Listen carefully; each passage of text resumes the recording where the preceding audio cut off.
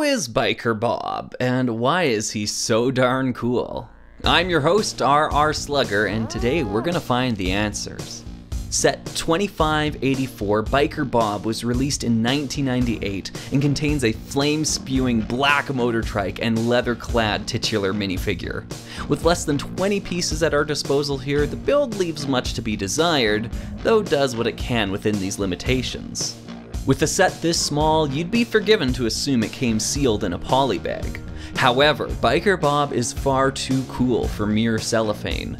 Instead, he gets his very own boxed release, complete with various shots of our hero in action. We even learn that Biker Bob has the power to harness fire itself. One wonders if he will use these powers for good or evil. Despite appearances, Biker Bob was not available for direct purchase upon release. Instead, he came packaged inside a copy of one of LEGO Media's CD-ROM games. But what LEGO game could be so intense, so action-packed as to include the illustrious Biker Bob as their hardcore, no-nonsense mascot? LEGO Creator. In all honesty, LEGO Creator is a pretty cool game, and was a significant pioneer in the field of digital brick building. But even as a kid, you could feel the minutes of your precious life slowly tick away while playing it. Like silent grains of sand in an hourglass, never to be reset again. So besides being a pack-in promotional set for a LEGO video game, what else makes Biker Bob so unique? After all, there were other sets released in this manner, which we'll get to in a moment. Here's the main reason Biker Bob is so special. Both of his print designs are completely set exclusive, only ever appearing on this minifigure. What's that? So what? The LEGO Group does this all the time? Well, you're right, but keep in mind, this was a set exclusive head and torso print in 1998. That was almost unheard of. In the name of science, I went through and visually accounted for every single minifigure released that year. In the end, I was only able to find 7 figures that had torso prints that ended up being set exclusive. Of those 7, only 2 had both exclusive torso and head printing. 2 from an entire year's worth of minifigures. Modern day LEGO Star Wars releases average 2 exclusive minifigures per set, if not more. One aspect I find fascinating about Biker Bob is that there's no real reason why these prints had to remain exclusive to him. Both the head and torso prints fall into the perfect, generic, but also cool sphere that kept Tony Twister's leather jacket appearing for years to come. Why not also Biker Bob's?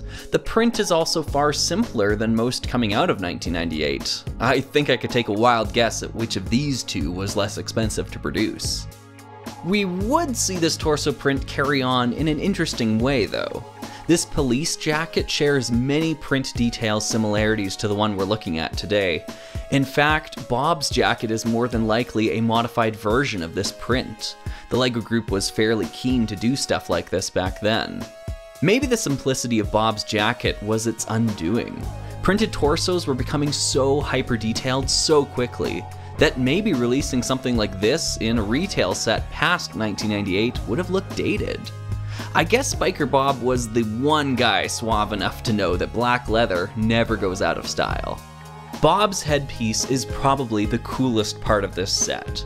From his shiny single-piece shades to his goatee and nonchalant smile, Biker Bob walks the walk and looks good doing it. While it makes sense that we would never again see the likes of Mr. Loco over here, Bob's set exclusive print design surprises me, as I feel like it would have fit perfectly into many other themes of the era. It's a shame such an awesome minifigure head design was not made more available at retail. Oh well.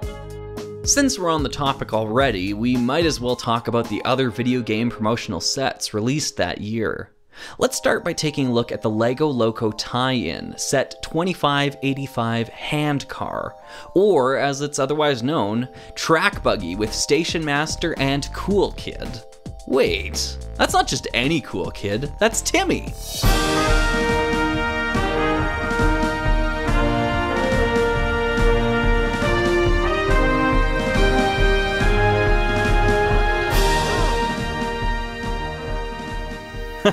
Hitting y'all with the surprise Time Cruisers review, eh? Timmy makes a notable appearance here, wearing what is actually the second exclusive torso print in this set, and one of the before-mentioned limited 7 released that year. The other exclusive print belongs to the bizarre Superstation Master, who is either trying to rush in to save the day, or murder Timmy and make it look like an accident.